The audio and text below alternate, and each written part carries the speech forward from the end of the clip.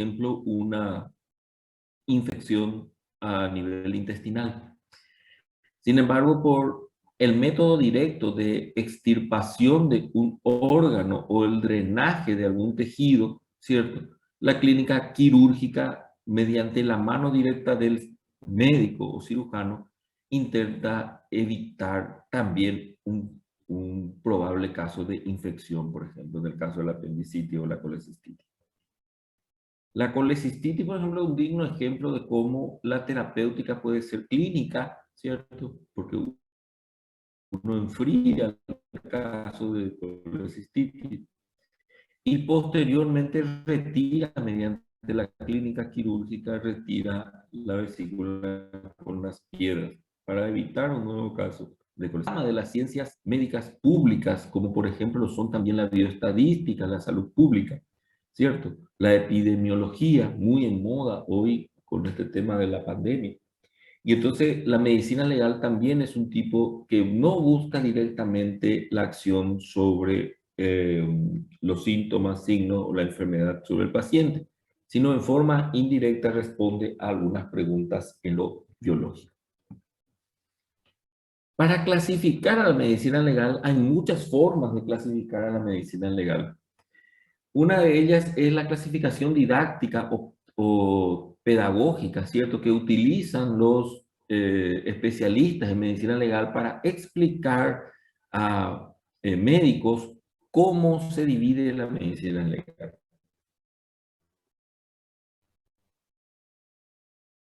Una de ellas es que la medicina legal se divide en medicina legal general, aquella que estamos tocando nosotros, donde se conceptualiza la medicina legal, sus ramas, sus características, sus importancias, su dogmática, es decir, qué es lo que busca, cuáles son sus elementos de búsqueda, dónde consigue sus elementos de búsqueda. Eso es la medicina legal en forma general.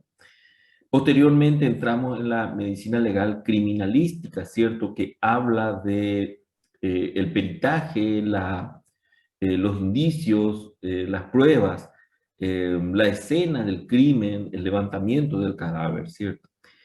O la toma de evidencias, por ejemplo. Luego está la medicina legal tanatológica, que estudia la muerte y el cadáver. Intenta responder normalmente a la identificación del cadáver, el tiempo de muerto que tiene, el tipo de arma que se utilizó y la causa de muerte, por ejemplo. Luego está la medicina legal traumatológica, que habla principalmente de las lesiones externas que ha recibido el cuerpo por agentes externos, ¿cierto? Entonces las alteraciones anatómicas y funcionales causadas por una fuerza exterior sobre el cuerpo y que puede tener interés en la justicia. Dentro de ello está, por ejemplo, la lesionología y la accidentología, por ejemplo. La medicina legal materno-infantil, que incluye alteraciones de la conducta sexual y sus consecuencias legales, así como el tiempo reproductivo de la mujer y el tiempo de desarrollo del humano, es decir, la pediatría. También está la medicina legal toxicológica, que habla un poco sobre los aspectos de las intoxicaciones y el abuso de sustancias y la consecuencia que tiene en la persona este tipo de conducta. Y también la medicina legal psiquiátrica, que habla principalmente sobre, o que evalúa principalmente la capacidad mental y su capacidad de decisión que tiene la persona. Entonces es un área de la medicina legal que evalúa ese aspecto fundamental. La medicina legal, como dijimos, es una actividad, vamos a decir, interdisciplinaria, pues mediante la consulta a especialistas puede muchas veces el médico legal reconocer y explicar muchos fenómenos. Así, por ejemplo, tiene mucha relación con la traumatología, la ginecobstetricia, la psiquiatría, la cirugía, la clínica médica y la pediatría, ¿cierto? También hay relación con las ramas del derecho, pues responde a cuestionamientos en lo civil, en lo penal, en lo laboral y en el derecho de la niñez y la adolescencia. Es decir, la medicina legal abarca prácticamente todo lo que corresponde al derecho o responde cualquier cuestionamiento que surja en cualquier área o rama del derecho. Eh, no sé si les comenté en la clase anterior, pero vuelvo a repetirles si ya lo hice. Me sigue sorprendiendo la capacidad de preguntar que tienen los abogados y los jueces, ¿cierto? Los fiscales, cuando me hacen cada cuestionamiento en el ámbito de la biología, ¿cierto? Parece como que, como vamos a ver, la medicina legal está desde el inicio con la humanidad, pero nunca se han hecho todos los cuestionamientos, por ende, todavía no sabemos todas las respuestas en ese aspecto. Así la medicina legal, que parece obvia, parece muy obvia, cuando intenta determinar la causa de muerte de esta persona que recibió una herida por proyectil de arma de fuego, ¿cierto? Y se encontró días después en un río, ¿cierto? Parece que la medicina legal va a investigar sobre esto. Eso parece obvio, pero también investiga en otras áreas del derecho, como la medicina laboral, por ejemplo. Y ahí, por ejemplo, cabe mencionar, ¿cierto?, de que la capacidad de razonamiento que tiene el médico debe involucrar a veces, muchas veces, razonamientos más especiales. Y fíjense, por ejemplo, en el ámbito civil también, en donde no solamente determina sobre las causas de muerte o lesión, sino también sobre la capacidad mental de las personas. Y así, por ejemplo, podemos pensar, ¿cierto? Utilizando este gráfico, esta lámina, esta foto, podemos hablar de este anciano, ¿cierto? Este idoso con una discapacidad física en deambular, ¿cierto? Y con un caudal económico importante, ¿cierto? Tiene dudas,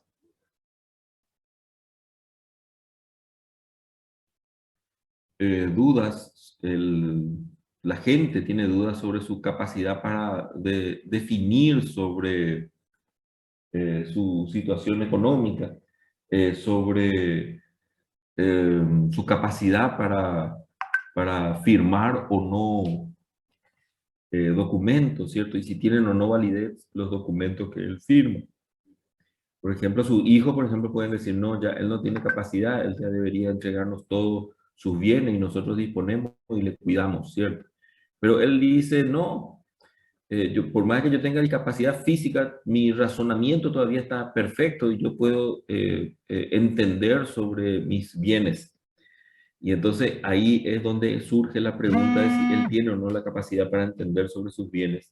Y entonces aparece la medicina legal para aclarar esa duda. Entonces, las divisiones de la medicina legal o sus ramas, ¿cierto? Entonces, podemos hablar de la deontología médica, que es el conjunto de aspectos disciplinarios sobre la responsabilidad médico-legal es en los deberes y obligaciones de un médico. Se ocupa principalmente sobre la conducta ética y moral de los profesionales, ¿cierto? En una universidad, por ejemplo, una vez me llamaron para evaluar sobre la conducta ética de un alumno, siendo que había tenido una discusión y entonces uno de los alumnos saca un arma blanca, por ejemplo, y intenta agredirle o amenazarle al colega.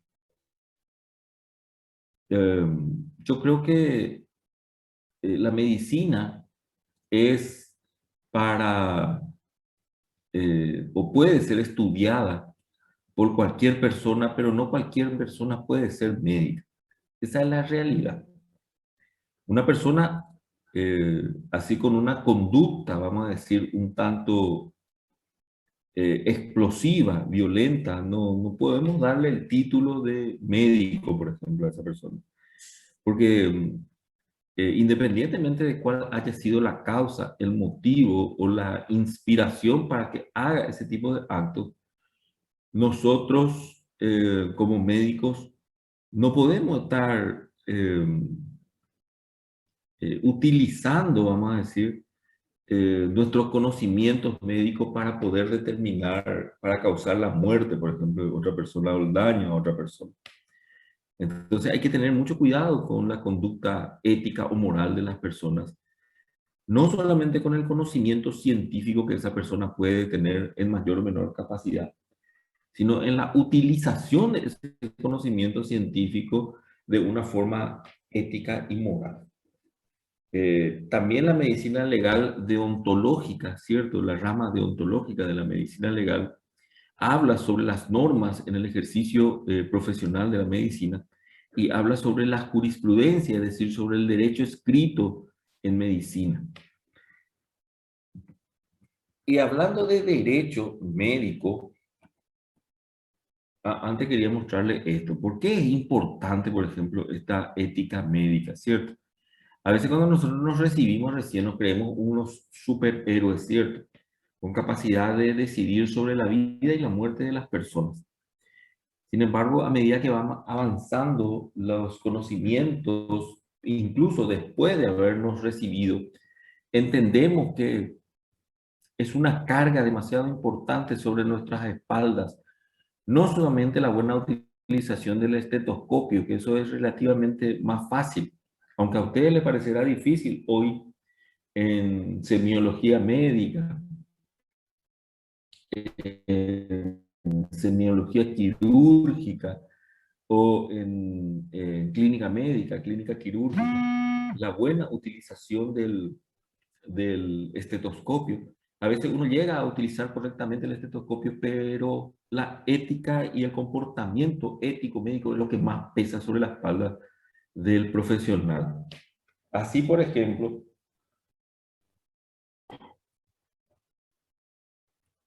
encontré esto en internet y dice claramente cómo una persona puede tener mucho conocimiento médico, pero poca respuesta ética a la problemática que surge. Dice este médico: acabamos de operar a la directora médica. Le hemos quitado un tumor en el ovario, dice.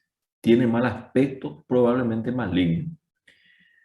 No discutimos si eso él lo hace con el fin de determinar una mejor terapéutica con sus colegas, ¿cierto? Pero si lo hace solamente por comunicación, por fofoca, como decimos, ¿cierto? Yo, por ejemplo, soy muy fofoqueiro, ¿cierto? Pero todo lo que respecta a cualquier aspecto. Por ejemplo, me intriga, por ejemplo, quiero saber qué es lo por qué el audio de Tania, por ejemplo, de repente salía, entraba, salía, ¿cierto? ¿Qué será que pasa con el audio de Tania? Decía yo. Eh, entonces, eso es porque realmente soy bastante fofoqueiro, ¿no? Por eso nomás yo quiero saber eso. Pero lo que corresponde a el acto médico en sí, ahí hay que tener cuidado, ¿cierto? Ahí hay que tener cuidado de comentar los actos médicos porque siempre hay una persona involucrada dentro de eso. Fíjense, con este simple comentario, por ejemplo, esta colega puede ser pediatra, por ejemplo, y este cirujano o clínico, ¿cierto? Ya no van a responder adecuadamente en el trabajo a nuestra directora médica. ¿Para qué si nuestra directora médica acaba de ser operada y ella probablemente tiene un cáncer de ovario, lo cual le llevará a la muerte en los próximos 2 años a más tardar? Entonces, no tiene sentido que nosotros respondamos como médico a la exigencia de la directora médica, si ya no va a estar de aquí a poco. Solo por el comentario del excelente cirujano. Fíjense que la directora médica de un hospital puso en manos suyas su ovario. Y entonces quiere decir que es un excelente cirujano. Entonces, cuidado con no solamente ser buenos en lo científico, también hay que ser buenos en lo ético.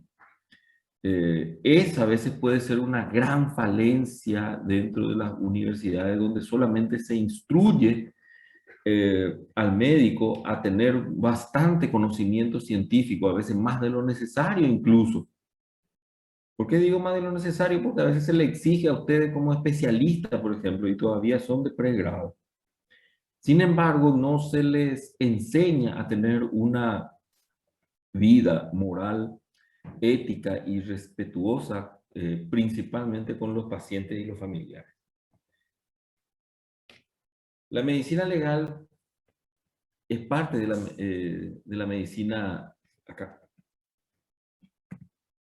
el derecho médico, es parte de la medicina legal y que trata principalmente de los protocolos. Los protocolos son los actos determinados, podemos decir, que un médico puede tener ante una eventual patología. Y entonces, ¿qué hacemos si viene un paciente con probable o con un dolor precordial y presumimos que es un infarto agudo de miocardio? Primero, hacemos un interrogatorio, pedimos un electrocardiograma, pedimos unos marcadores sanguíneos, iniciamos la terapéutica, ¿cierto? Y en base a eso vemos la evolución. De repente, por ejemplo, algún clínico, algún grupo de clínicos dice, no, nosotros vemos que la mayoría de los pacientes que vienen aquí le pedimos el electrocardiograma, todos salen normal. Y entonces nosotros lo primero que pedimos es CPK-MB, marcadores para patología isquémica.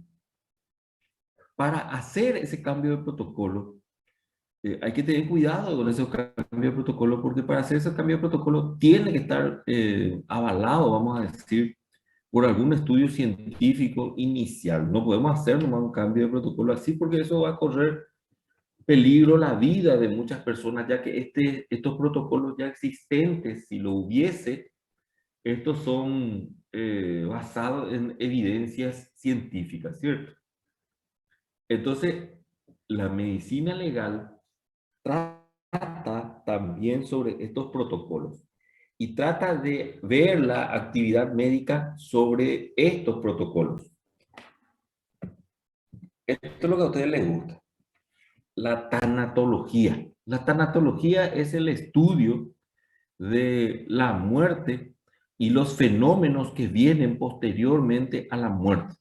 Es decir, se encarga de todo lo relacionado al proceso o al fenómeno de la muerte en el ser humano desde su constatación, identificación, transformación del cadáver, sus causas, mecanismos, conservación y legislación.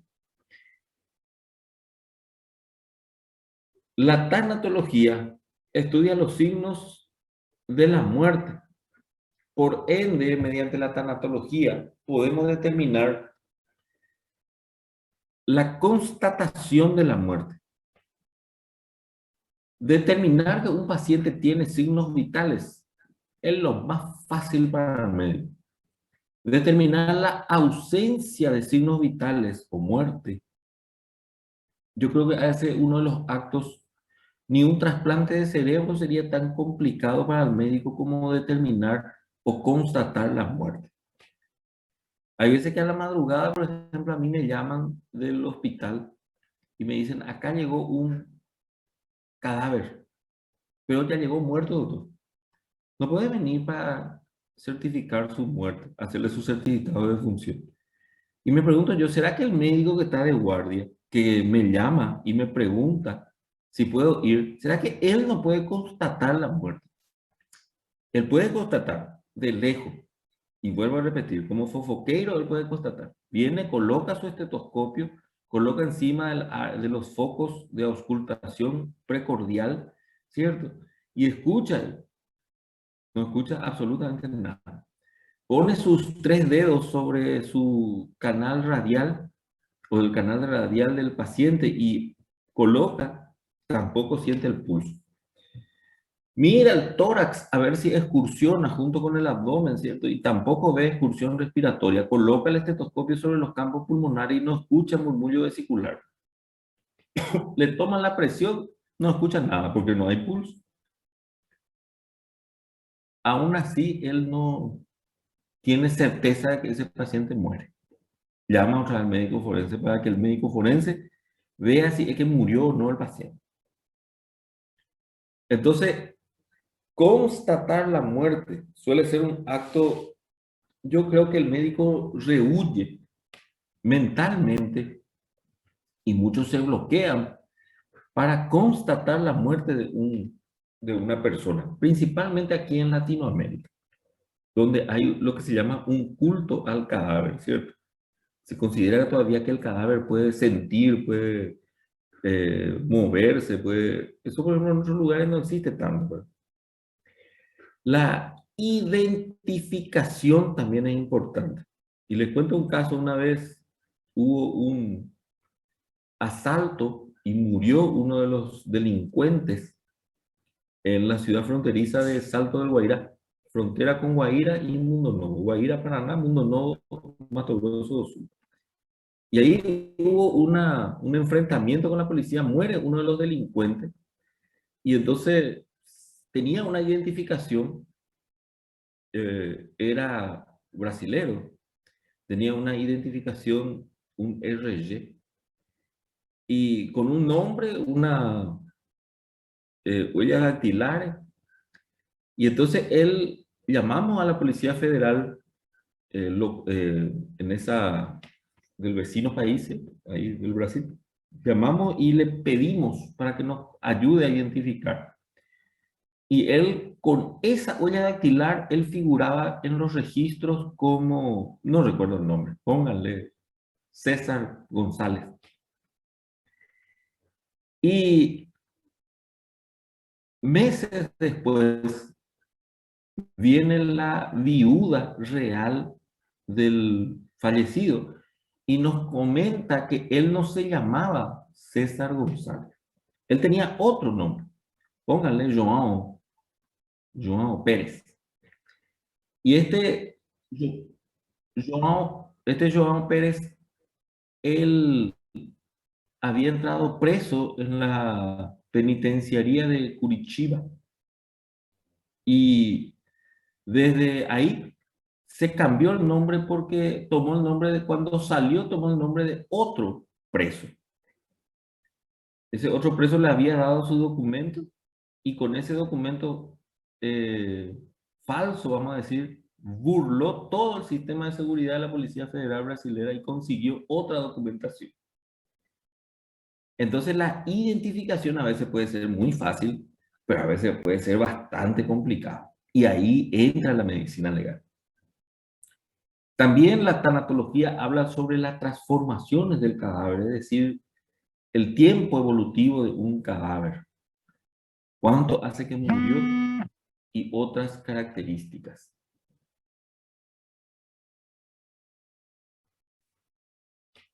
Y por supuesto la causa, los mecanismos, la conservación. Y fíjense, famoso que termina el procedimiento y entonces el, el médico legista, o el fiscal habla y dice al médico legista, ¿y ahora qué hacemos con el cadáver? ¿Qué sugerí, doctor? Y vamos a enterrarle, o vamos a guardar, vamos a donar a la universidad. Entonces, el médico legista es el que decide al final o sugiere qué hacer con con un cadáver, por ejemplo, al final. Otra rama de la medicina legal es la traumatología forense o médico legal. Se refiere a las lesiones o daños corporales que puede sufrir un individuo. Estudia normalmente los asuntos o las áreas judiciales referentes a traumas. También es llamada lesionología y una de sus ramas es la accidentología forense.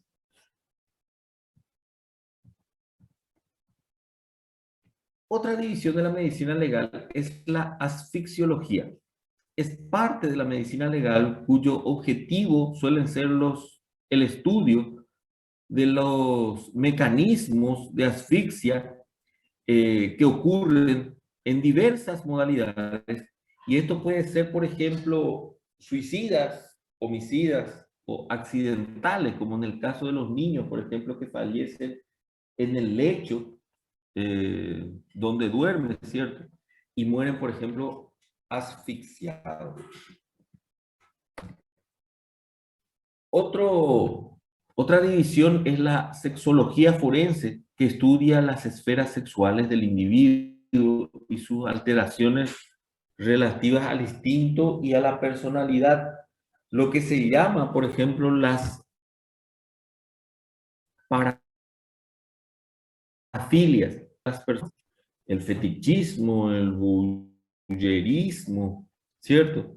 La pedofilia y otras alteraciones sexuales relacionadas o otras alteraciones en la conducta relacionadas a los hábitos sexuales. Se encarga, dice, principalmente del estudio de las conductas o que van en contra de las normas establecidas en la sociedad principalmente. Porque quien marca las pautas de la conducta sexual es la sociedad misma. Los delitos relacionados con la vida, el cuerpo y la salud, como son los abortos, los infanticidios y las violaciones, los delitos por contagio venéreo, ¿cierto? Y las desviaciones de la actividad sexual. La psicología forense también es una rama importante, como vimos, que determina el estado de las facultades mentales de una persona y su capacidad para recibir, o sea, que tenga la capacidad de tener derecho y responsabilidades en lo penal y en lo civil. Se encarga del estudio del estado y el desarrollo psíquico y mental de un individuo, sus alteraciones y la comisión o el hecho de un delito y cómo motivó o como motivos de agresión. La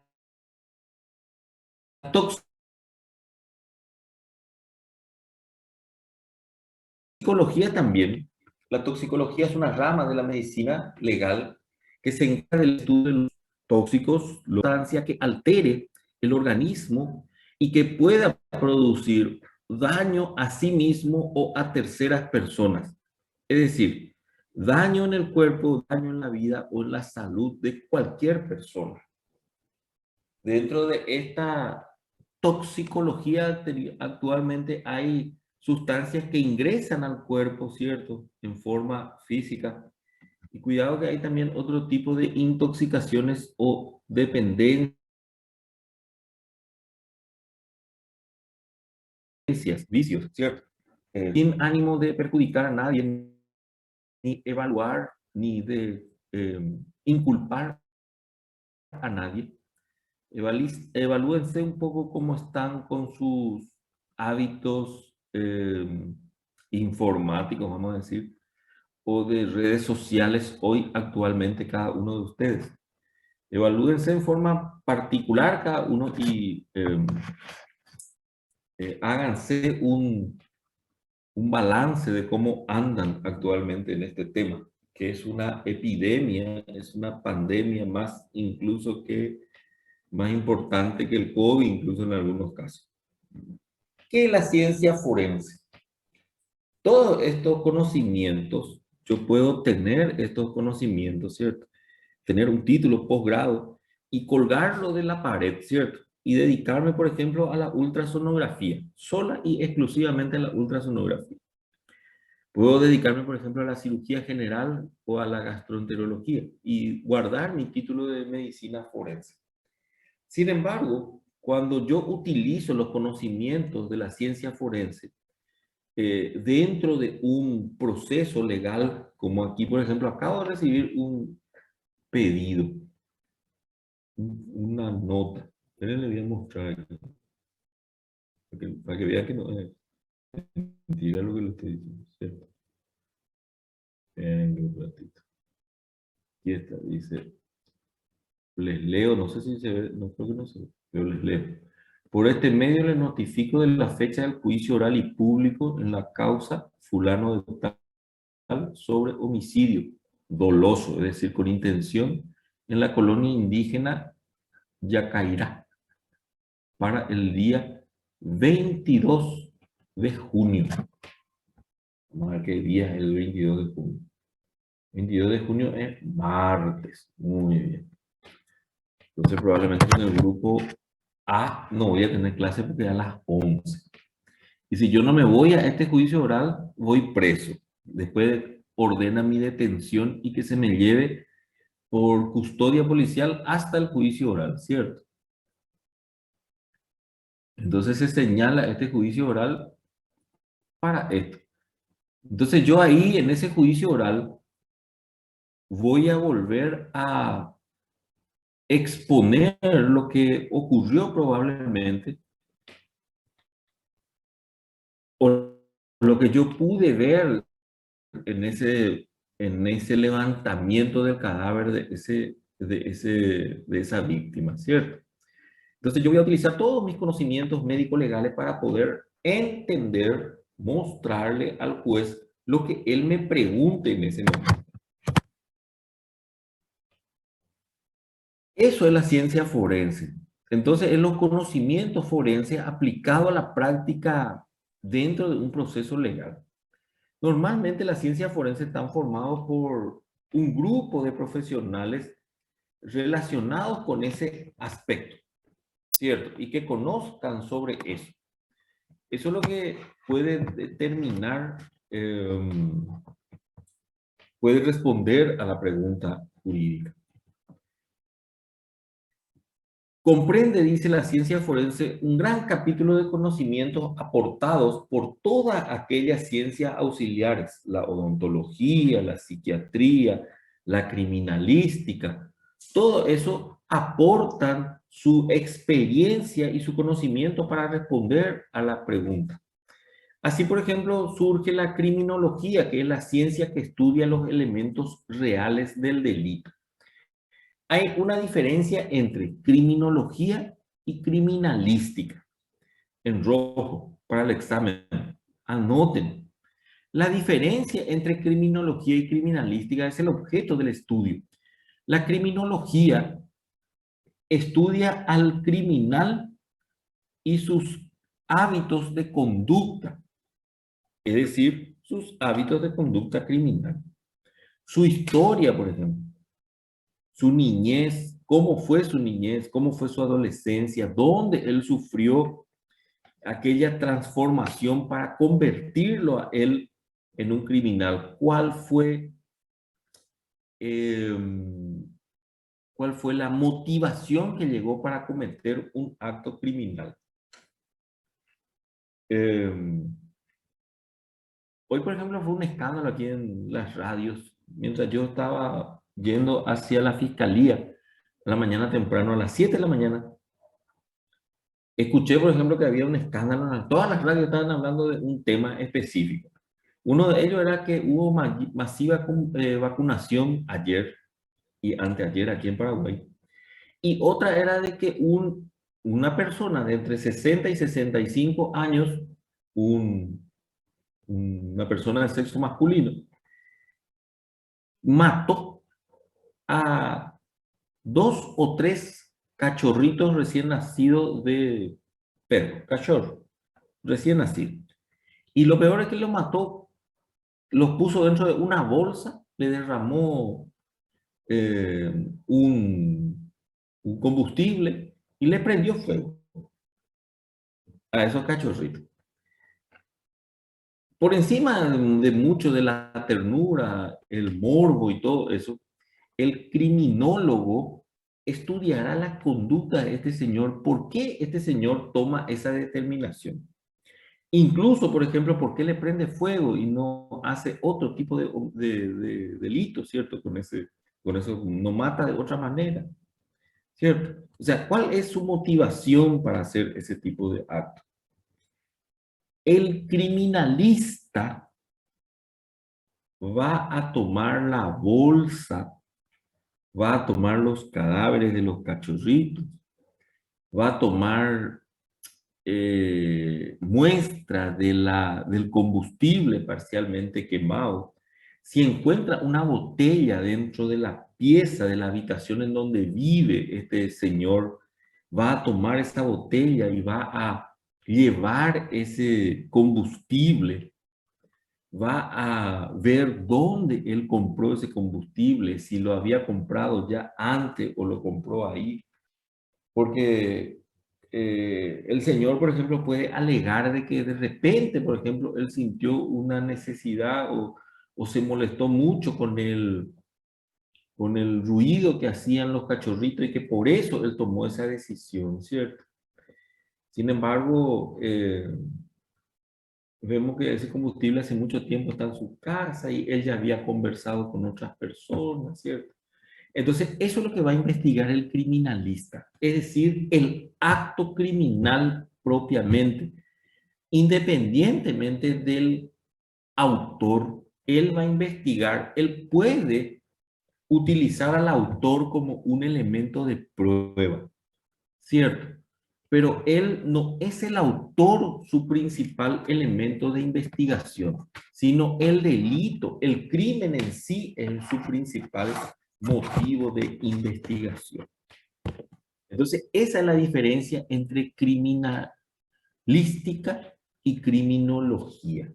Criminología estudia al delincuente, al criminal, y la criminalística estudia el delito, un solo acto criminal en un determinado momento.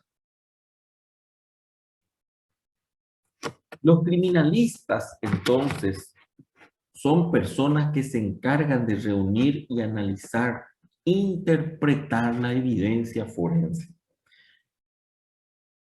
La profesión está conformada por diferentes disciplinas, por ejemplo, los investigadores de la escena del crimen, los analistas de huellas dactilares, los analistas de armas de fuego o de balística, también llamados, los analistas de las marcas de las herramientas y los documentólogos o especialistas en documentos. ¿Qué es un patólogo forense? El patólogo es un experto en entender cómo funciona la vida y cuáles son los cambios posteriormente a que la vida haya terminado en un individuo. Es decir, una vez que sobreviene la muerte, cuáles son los cambios que acontecen, cómo acontecen los cambios, qué transformaciones produce en, en los órganos, tejidos, células, incluso en las moléculas, qué transformaciones producen esa vida y qué produce esa muerte. Estudia entonces las enfermedades. Los patólogos pueden dividirse en patólogos forenses que tienen esta actividad y patólogos clínicos que estudian, por ejemplo, las enfermedades, las neoplasias.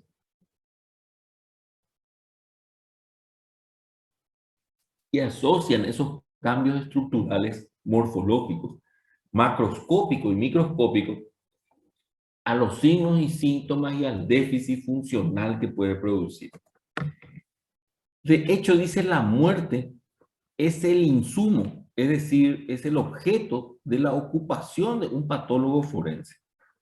Estos médicos altamente especializados determinan los cambios estructurales y funcionales que tienen lugar en un cuerpo una vez que la vida haya culminado. Hacen esto utilizando una gran variedad de métodos, principalmente obtenidos mediante la autopsia. Incluso durante la autopsia pueden obtener varios signos de prueba. Otra especialidad relacionada a la medicina legal es la antropología forense. La antropología también se puede dividir en una antropología social o una antropología forense. Incluso en otras universidades en el norte, en los países del primer mundo, en Europa y eso. Por ejemplo, uno puede seguir la antropología hasta el tercer año, hasta el sexto semestre, y posteriormente decide ser o antropólogo forense que analiza los cuerpos y trata de determinar la edad, el sexo, la raza, la altura, el peso probable de unos restos óseos cuando esta persona estaba viva, qué características tenía ahora analizando cuando está muerta.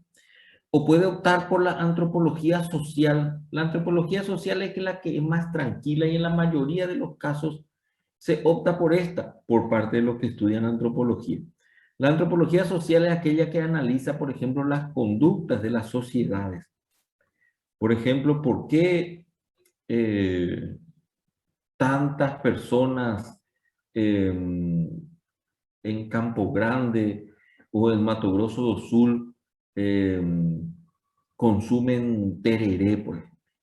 Y entonces empieza a analizar y saca la conclusión de que hay un alto porcentaje de pobladores descendientes de paraguayos, por ejemplo. Y como el tereré es una cultura propia de la región paraguaya, y como entonces ellos fueron llevando, entonces está arraigado en eso. ¿Por qué, por ejemplo, la mayoría de las ciudades en el Brasil, por ejemplo, tienen nombre de, o de nombres en guaraní, por ejemplo, y en tupí guaraní? Entonces sale la conclusión, antropología social, ¿cierto?, de que la mayoría de ellos fueron fundados de acuerdo a su ubicación por, por, por pueblos autóctonos de aquel lugar. Entonces llegaba el colonizador, sea español o sea portugués, y preguntaba, ¿dónde estamos? Y entonces alguien le decía, algún aborigen local, ¿cierto? Algún poblador local le decía, estamos en Carapó. Y entonces Carapó no es ni en español, no es ni en portugués, ¿cierto? Es en tupí guaraní, ¿cierto? Entonces por ahí surge el término. Entonces quien ponía el nombre era el español o el portugués, pero lo ponía de acuerdo a lo que le decían los autóctonos de esa región. La antropología forense, por ejemplo, es muy importante para la determinación e identificación de algunas personas, por ejemplo. El antropólogo puede determinar, de acuerdo al análisis de los huesos y la región en donde se encuentran los restos óseos o el resto cadavérico, puede determinar, por ejemplo, la edad, el sexo, ¿cierto?, de algunas personas. Su estilo de vida anterior, por ejemplo, si era una persona joven. Y entonces dice, no, fíjense, este por ejemplo es dice el antropólogo, esta es una persona, o el médico forense común, dice, esta es una persona de pequeña estatura, es una persona, un niño, le dice. Esto es un niño, porque el tamaño del cadáver es pequeño. Sin embargo, viene el antropólogo y le dice, no, no, este no es un niño. Fíjate que no tiene cartílago metafisiario. Sus epífisis ya están soldadas a la diáfisis y tiene una tuberosidad anterior de la tibia bastante importante, lo cual hace que esta persona, quiere decir que ya caminó bastante sobre la faz de la Tierra, ¿cierto? Sobre la superficie del planeta. Ya caminó bastante, por eso que tiene mucha tuberosidad, porque el cuádriceps sural, ¿cierto?, estira el hueso y entonces el periosto y produce esa tuberosidad bastante prominente en los que han deambulado mucho. Y entonces eso se produce, eso se analiza en antropología forense. La odontología forense también es importante para la identificación del cuerpo y mediante el análisis de la raza, mediante el análisis de la dentadura, mediante el análisis de la edad de la persona y su dentadura, ¿cierto? Pero no olvidarnos que para realizar esto hay una forma, hay datos que podemos obtener solos, es decir, sin mirando Esta arcada dentaria superior, por ejemplo, podemos decir que esta persona no era un niño, porque ya tiene los dientes permanentes.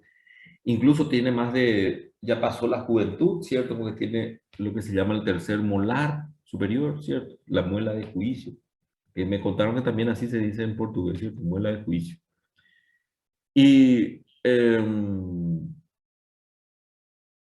también podemos analizar, por ejemplo, la identificación exacta, pero para la identificación exacta falta otro componente a comparar, que es la historia odontológica de ese paciente. Si tenemos un historial odontológico, la podemos hacer en forma exacta. Si no, podemos presumir mediante otros datos como la edad y las características.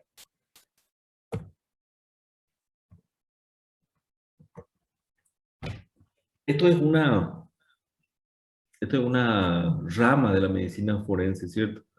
O de la ciencia forense muy apasionante, la entomología forense. Creo que en el Brasil hay dos institutos, uno en el norte, ya por Roraima, por ahí, y otro hacia Espíritu Santo o Río Grande, perdón, o Río de Janeiro, por ahí. Hay dos institutos que enseñan entomología forense y sirve para la determinación de la fauna cadavérica y su ubicación, porque hay insectos que crecen en una determinada área y otros en otra determinada área. Y también sirve para determinar la data de la muerte o fecha de muerte mediante la evolución de los huevos, larvas, ninfas y todo eso, ¿cierto? Entonces, de acuerdo a eso, se puede determinar la muerte, el lugar y la fecha, analizando la fauna que aparece en el cadáver. Entonces, ¿qué es un médico forense? Que forma parte de la ciencia forense. Y ya les dije una vez que el foro era un lugar en donde uno se podía parar en la antigua Roma y por pedido de la gente se paraba y podía hablar públicamente. Que el hablar públicamente no estaba permitido en la antigua Roma. Principalmente cuanto más cargo uno tenía, menos podía hablar. Porque podía entrar en un delito que era privativo de la libertad, uno podía pasar a ser esclavo, podía perder todos sus bienes, incluso podía perder la muerte o alguna parte del miembro del cuerpo, ¿cierto? Alguna parte de los miembros del cuerpo. Entonces ahí surge lo que se llama el foro, y el foro era un lugar donde eran invitadas ciertas personas a hablar públicamente en los tribunales. No solamente en los tribunales, en el Senado, en alguno que requería sobre su participación y comentario. Entonces ahí uno estaba exento de ser evaluado qué dijo o no, ¿cierto? Si lo hacía públicamente, sí podía ser evaluado. De ahí surge el término entonces forense, aquel que habla frente a los jueces. El médico forense no solamente hace... Adriana, uno está por acá, ¿verdad? No. Esto fue otro cumpleaños. Entonces, el médico forense también es un ser humano, ¿cierto? No es un Dios, no es un sobre todo, ¿cierto? No que sabe todo. Es un médico común, ¿cierto? Que intenta relacionar todos los conocimientos. Cumple años y todo, ¿cierto? El médico forense entonces es un profesional con una buena formación médica, completada con amplios conocimientos jurídicos y sociológicos. Debe conocer de la doctrina jurídica local. No puedo yo ir a participar, por ejemplo, de un procedimiento como médico forense en el Brasil si yo no conozco las jurisprudencias, si no conozco lo jurídico, si no conozco las leyes en el Brasil. Tengo que conocer las leyes en el Brasil para que yo pueda ejercer como médico forense allá. Así también tengo que conocer las leyes en el Paraguay para poder ejercer como médico forense aquí en el Paraguay. Por lo menos tengo que conocer algo básico de las jurisprudencias en el lugar. Actúa utilizando la ciencia y la lógica, no ¿cómo se diría en portugués? El mimimi, ni el me han dicho tal cosa, ni el puede que sea de esa manera. No.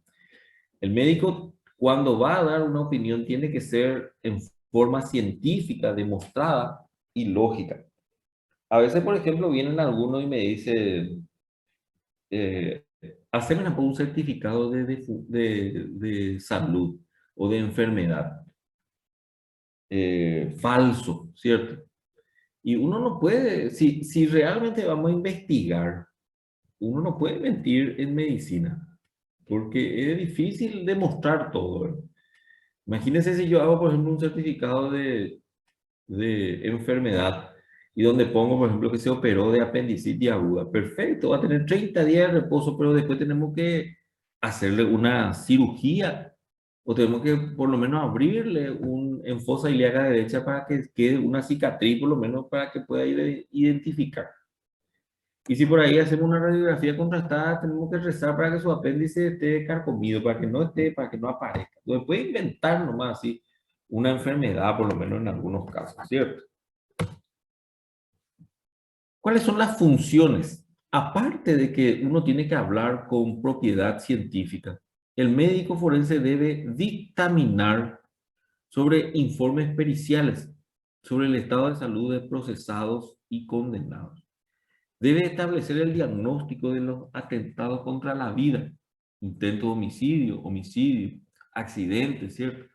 O la salud y el pudor de las personas. Por ejemplo, traumatismos, abuso sexual, eh, estupro, ¿cierto? Practicar el reconocimiento del cadáver, su levantamiento y la autopsia del mismo para poder determinar la causa de muerte más precisa. Intervenir en todas las demás cuestiones médico-legales asesorando al juzgado. Vuelvo a repetirle, me sigue sorprendiendo la capacidad de cuestiones médico-legales en los cuales el juzgado necesita ser asesorado. Yo llevo más de casi 20 años de servicio, igual nomás sigo haciendo todavía algunas veces cosas que nunca hice como médico legista, ¿cierto? El médico debe actuar con responsabilidad. Les leo así lo que está en rojo, que es importante. Con ética y técnica específica. Debe buscar siempre la verdad y expresarla única, sola y exclusivamente la verdad. Y decirla con honestidad y claridad, como para que se entienda qué es lo que él está tratando de decir. Y las veces que sea necesario debe repetir esa verdad científica y de diferentes formas como para que se pueda entender. Debe cumplir su misión con honorabilidad, con honor y con conciencia de lo que está haciendo, sabiendo que esa responsabilidad puede ir en detrimento de la libertad, la vida, la economía o la honorabilidad de una tercera persona. Y debe hacerlo con imparcialidad. Puse esta foto que corresponde a uno de los fugados de la cárcel de Pedro Juan hace un tiempo, cuando hubo una fuga masiva de detenidos. Y se le volvió a agarrar a este joven de, creo que tenía 25, 26 años más o menos. Él era uno de los hijos mimados, vamos a decir, ¿cierto? Del PCC. Él era uno de los, vamos a decir, una de las personas que tenía mucho peso dentro del PCC. Y cuando se le agarró, él se sentía dueño y señor, a pesar de que se le había agarrado, se sentía dueño y señor de todo. Él le amenazaba. Creo que tenía 1,60 m por ahí de altura. Bastante, no era muy corpulento, ¿cierto? El comisario, el jefe de policía que le agarró, sí. El jefe de policía tenía como 2 metros, más de 2 metros tenía el jefe que le había agarrado. Igual nomás él le amenazaba. Y nos amenazaba a todos. Que él podía salir, igual que salió ahora, podía salir dentro de 2 meses y volver a las calles y ahí nos íbamos a encontrar, ¿verdad? A mí me piden que yo vaya a evaluarle a esta persona para que no reciba ninguna agresión por encima de lo necesario, ¿cierto? Es decir, una vez que está reducido, una vez que está incapacitado de violentar a nadie, ya no tendrían que violentarle a él, ¿cierto? Entonces yo me voy para darle a él las garantías de que él no va a ser agredido por el personal policial. Sin embargo, él a mí me trataba como un enemigo, ¿cierto? Hasta cierto punto. Después se tranquilizó, se calmó, conversamos tranquilamente. Pero yo podría, por ejemplo, llegar a la dependencia policial, ¿cierto? A la comisaría. Y al ver tanta agresividad, decir, por ejemplo, bueno, ¿qué me importa a mí? Tone ahí con este muchacho, que se muera, que le peguen, que le maten, que le hagan lo que quieran. Pero eso no es una función responsable, imparcial, con ética sobre una persona. Entonces ahí es donde uno tiene que tomar, vamos a decir, un razonamiento más profundo y comportarse éticamente como médico. Eso mismo en menor escala ocurre en muchos hospitales y pronto socorro, por ejemplo. A veces uno prejuzga o no solamente prejuzga, juzga la actividad de las personas. Entonces hay que tener cuidado con eso. Nosotros como médicos tenemos que ser imparcial cuando actuamos como médicos y tenemos que tocarnos un poquitito sobre la capacidad humana de cada uno. ¿Qué es un perito? Un perito es una persona reconocida. No necesita tener, por ejemplo, muchos títulos de reconocimiento. Por ejemplo, si yo le llamo a algún médico, por ejemplo, para que me evalúe si una computadora está funcionando correctamente o no. Él puede tener todos los títulos como médico, pero él no tiene el conocimiento científico informático para evaluar. Entonces, por eso el perito es una persona calificada, reconocida, sea por una sociedad científica o sea por la comunidad misma, como el mejor o uno de los mejores en la actividad que él realiza. Puede ser pedreiro, mecánico, no importa, pero es la actividad que él mejor realiza. Y entonces él es reconocido y es llamado para hablar sobre esa actividad. Obviamente el perito médico es un experto en lesiones, daños o enfermedades, que gracias a su formación desde el primer año hasta el último año o hasta el último tiempo, es decir, mediante su experiencia, es capaz de analizar correctamente y emitir un informe, sea oral o escrito, sobre una actividad médica biológica. Muy bien. ¿Qué es una junta médica? Una junta médica es una reunión de médicos, tres o más, porque siempre tiene que haber una decisión sobre esa junta médica. Se reúnen estos profesionales para determinar sobre un asunto.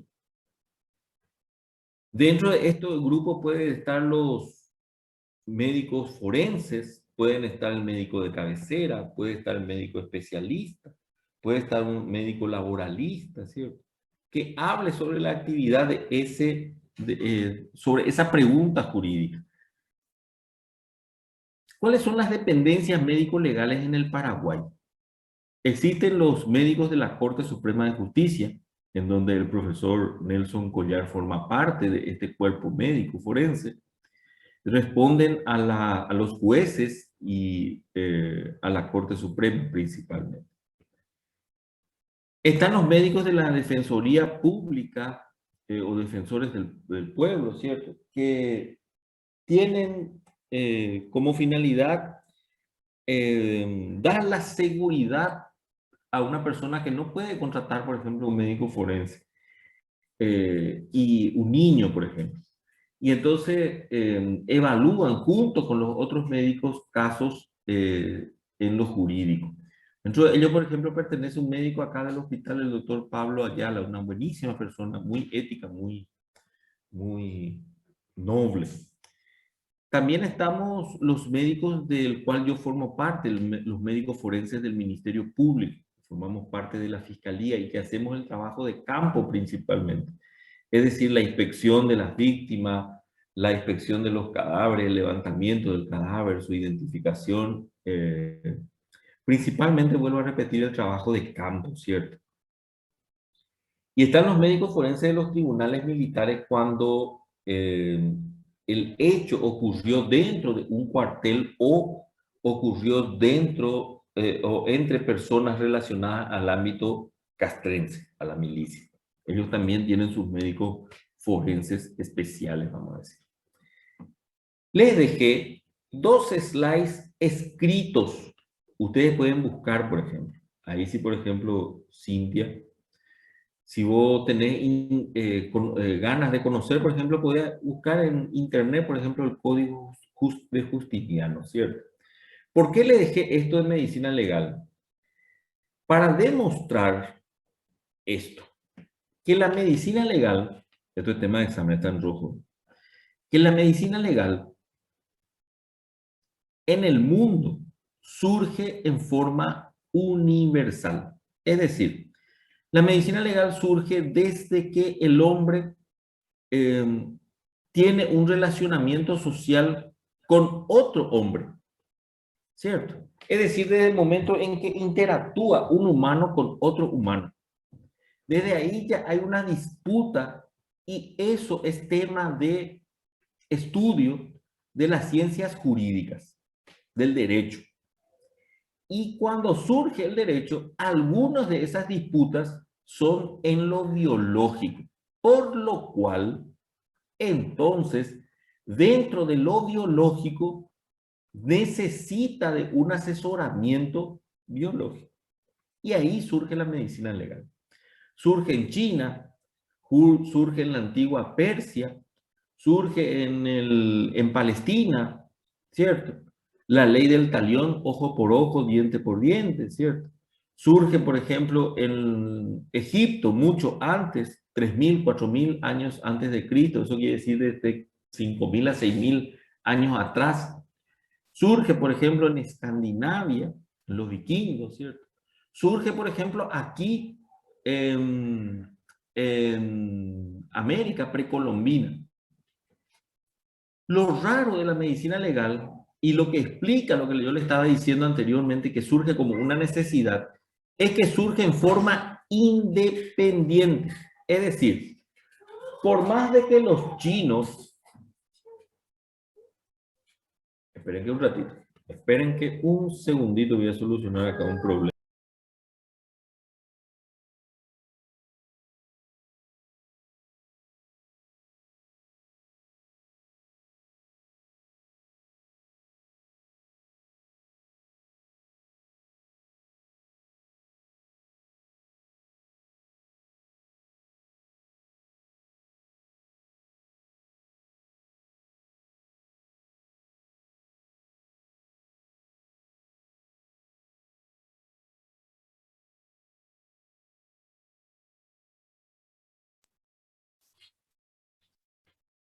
Ahora sí, por más de que los chinos, por ejemplo, tenían sus problemas médicos legales y surgen en forma independiente, también en América precolombina, sin contacto previo con los chinos, surge también la medicina legal con sus problemáticas jurídicas. Ahí, por ejemplo, van a ver si es que ustedes investigan algo de esto que les puse aquí, ¿cierto? Van a ver, por ejemplo, que los chinos clasificaban, por ejemplo, las lesiones de acuerdo a la gravedad y las podían, vamos a decir, culpar, las podrían condenar de acuerdo a la gravedad. También, por ejemplo, ellos tenían una forma, aunque no muy científica, ¿cierto?, de determinar la paternidad, por ejemplo.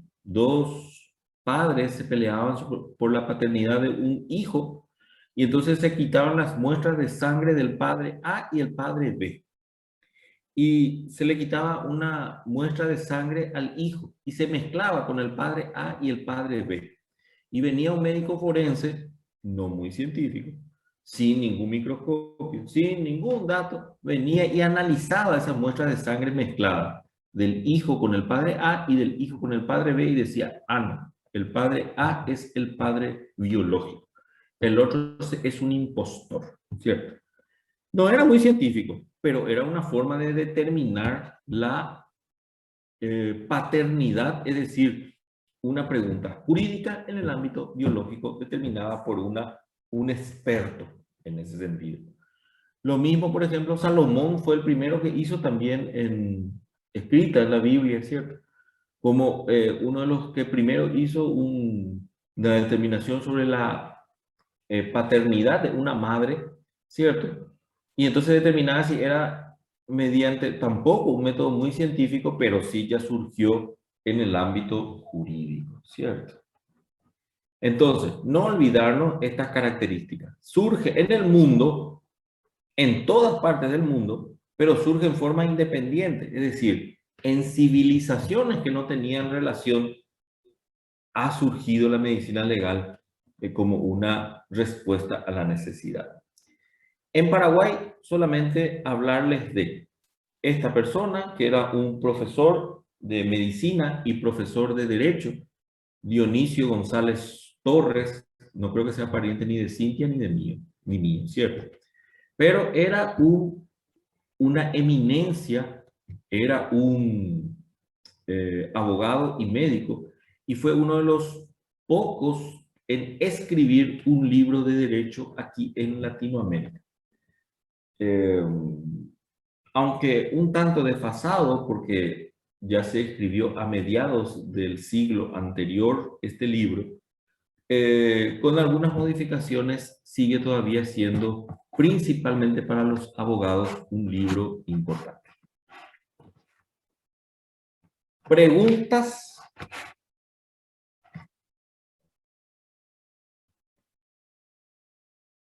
No hay ninguna pregunta.